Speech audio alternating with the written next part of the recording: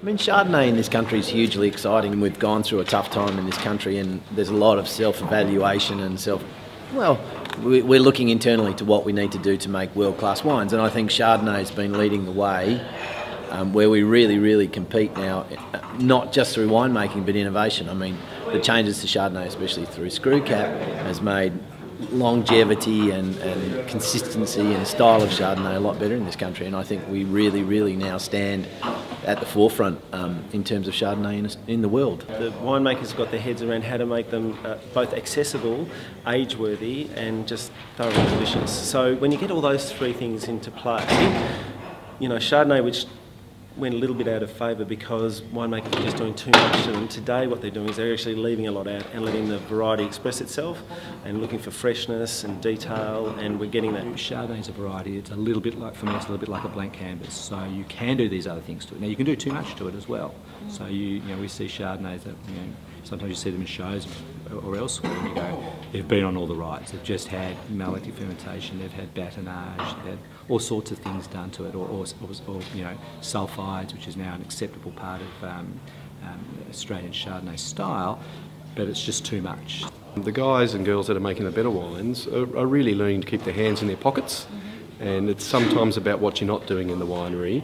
And just delivering the fruit, exactly what's in the vineyard, delivering that through, but you know, with a hand.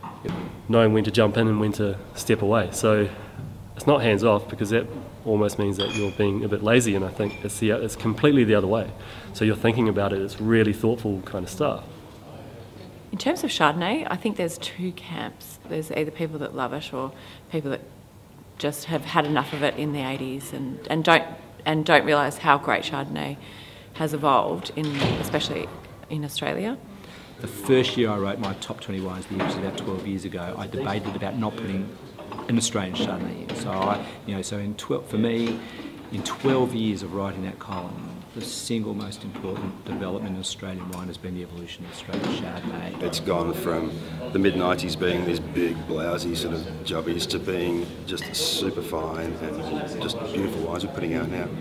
I think we're definitely seeing wines that are more layered, more textured and more thought put into them. There's no edgy oak anymore, there's no obvious diacetyl or butterscotch caramel Malo characters that you saw in the past. There's none of that really obvious toasty oak.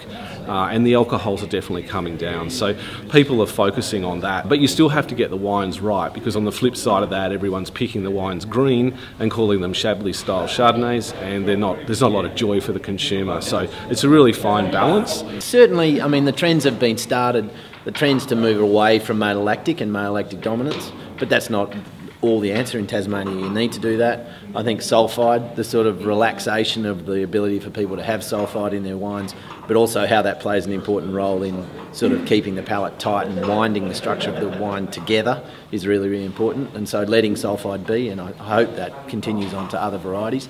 And then the use of oak, backing back away from oak. So the truth is we don't grow French or American oak trees, so there's very little purpose in our wine tasting like a tree. We grow grapes, and it's very important that predominantly the taste of our wines is of grapes, and so that's the fruit-driven nature of that and how you cope with that. So, I mean, Chardonnay is a variety that does encourage winemakers to get a balance of what comes from the vineyard and what you do in the winery.